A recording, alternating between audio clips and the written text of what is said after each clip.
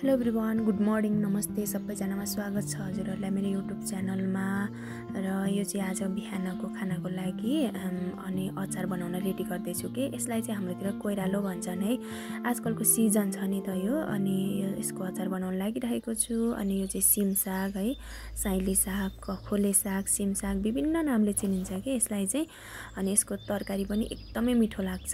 अनि मैले यो बनाउन लागिरहेको छु र यसलाई मैले थोरै रस राखेर यसरी बनाएँ। यति मिठो बनेको छ है।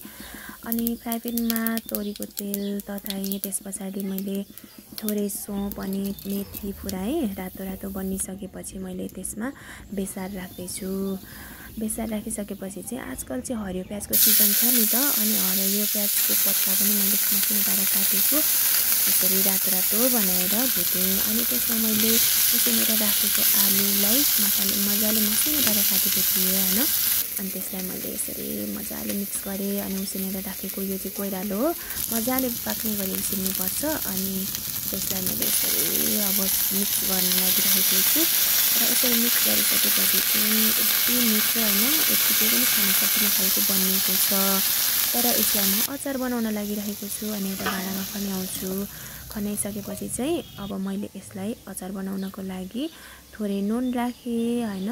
अनि काटेर राखेको हरियो खोर्सानी राख्दैछु। अनि हरियो खोर्सानी राखिसकेपछि चाहिँ अनि प्याज पनि काटेको थिएँ कि मसिनो पारेर थोरै, अनि प्याज राखेँ।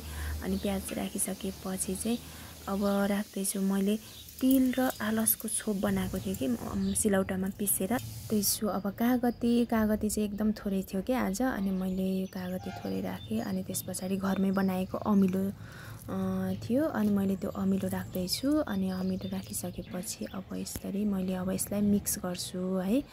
अनि थोरै धुलो मसला पनि राख्दैछु। अनि त्यसले चाहिँ एकदमै बासनदार बनाउँछ नि त।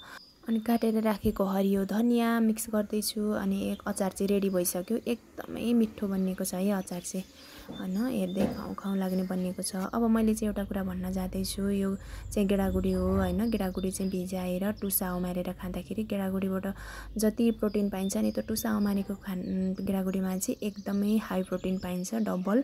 अनि आजको खाना चाहिँ मेरो रेडी भइसक्यो कि। अनि यो चाहिँ सलाद राखेको छु, अचार होइन। अनि छेउमा गेडागुडी, टुसा उमारेको गेडागुडी अनि थोरै प्याज मिक्स छ। त्यस पछाडि मैले यो ढिँडो, आजको खानामा ढिँडो छ कि गहुँ, फापर, कोदो अनि मकै 4 थोकको पिठोको मिक्स गरेको ढिँडो छ। मैले चाहिँ तातो पानी तताएँ, त्यसमा 1 चम्चा घिउ राखेँ। अनि फेरि त्यसलाई मजाले ढिँडो मस्काइसकेपछि खाना रेडी भयो होइन। अनि त्यस पछाडि मैले फेरि ढिँडोमाथि पनि 1 चम्चा घिउ राखेको छु कि एकदमै मिठो लाग्छ कि मलाई चाहिँ यस्तो।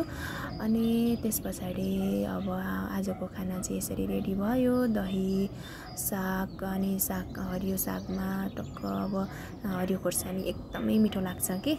अनि आजको खाना चाहिँ यति हेल्दी डेलिसियस होइन, हेर्दै खाउँ लाग्ने बनिसकेको छ।